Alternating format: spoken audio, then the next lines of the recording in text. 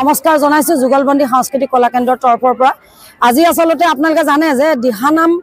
বিশেষতে সকলো জায়গাতে প্ৰতিযোগিতাৰ যুগ সকলো ঠাইতে প্ৰতিযোগিতা হয় এবাৰ ব্যক্তিক্ৰমী এটা কথা চিন্তা কৰিলো যে প্ৰতিযোগিতাত কেতিয়াবা কি হয় খুব ভাল দলে পুৰস্কাৰ নাপায় কেতিয়াবা পায় কিন্তু আৰু এনেকুৱা হয় আমাৰ এনেকুৱা কিছুমান গৃহিণী আছে যিসকলে দিহানাম গাবলৈ খুব ইচ্ছা প্ৰকাশ কৰে কিন্তু তেওঁলোকে কি হয় এগৰাকী দলৰ নেত্ৰীৰ অভাৱ দলৰ অভাৱ আৰু জানে যে প্ৰতিযোগিতা কৰিবলৈ যাতে এখন গাড়ী লাগে আৰু তাৰ লগে লগে টকা পইচাৰ প্ৰয়োজন নহলে আপুনি দলটো সুগঠিত কৰিব নোৱাৰে গতিকে আমি ব্যক্তিক্ৰমী এটা চিন্তা কৰিলো যে শিৱসাগৰ জিলাত বিশেষভাৱে শিৱসাগৰ জিলাৰ আশে-পাশে থকা গাঁওসমূহৰ আইমাতৃসকলক একত্ৰিত কৰি এষাৰি দিহানাম গোৱাৰ সিদ্ধান্ত কৰিলো আৰু সেই মৰ্মে সৰ্বপ্ৰথমে 5555 গৰাকী আইমাতৃক আমি একত্ৰিত কৰিছো তাৰমানে কমে কমে বাঢ়ি 8888 হ'ল আৰু এতিয়া আপোনালোকে দেখিছে যে আপোনালোকৰ মাজত 10,000তকৈ অধিক আইমাতৃ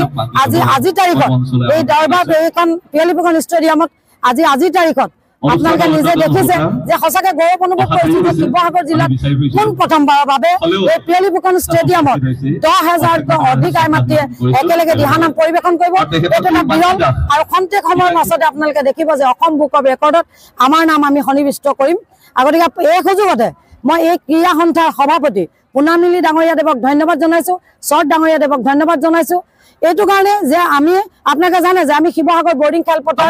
আমি লৈ আছিলো তাৎক্ষণিকভাৱে অসম চৰকাৰৰ কিবা অনুষ্ঠান হোৱাৰ হেতুকে আমি এইখন ফিল্ডলৈ আহিবলগীয়া হ'ল আৰু তাৰ কাৰণে আমি বহুত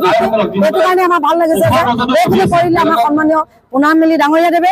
এই সুযোগতে মই তেখেতক কৃতজ্ঞতা জনাইছো ধন্যবাদ জনাইছো যে আমাক এই ফিল্ডখন দি আমাক সহায় কৰাৰ বাবে আৰু আপোনাৰ হ'বকো ধন্যবাদ জনাইছো কৃতজ্ঞতা জনাইছো যে আপোনালোকে আপোনালোকৰ সময় আমাক এই অকণমান সময় দি হ'ল আমাক উপকৃত কৰাৰ কাৰণে আপোনালোক সকলোলৈকে পুনৰবাৰ শ্ৰদ্ধা আৰু ভক্তিপূৰ্ণ সেৱা নিবেদন কৰিছো।